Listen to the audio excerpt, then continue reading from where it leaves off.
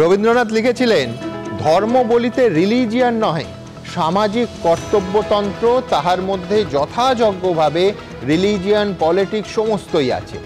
আর আছে বলেই বোধহয় আজকের পশ্চিমবঙ্গে ভোটের আগে রাজনীতির লোকজনেরা এখন থেকেই রীতিমতো ধর্মযুদ্ধে নেমে পড়েছেন। আর সেই নিয়েই প্রথম প্রশ্ন।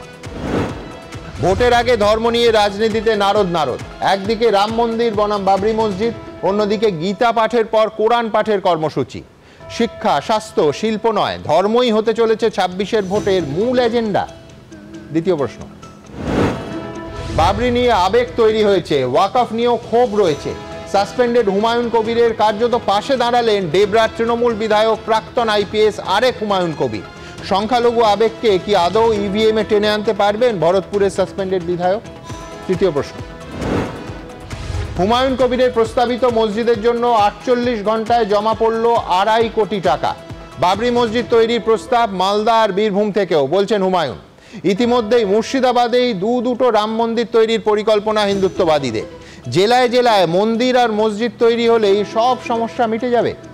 চতুর্থ প্রশ্ন। মিমের সঙ্গে জোট করে ভোটে লড়ার ঘোষণা হুমায়ুন কবিরের। হেলিকপ্টারে জেলায় জেলায় প্রচার করবেন। হায়দ্রাবাদ থেকে আসছে ৮ জন নিরাপত্তা রক্ষী।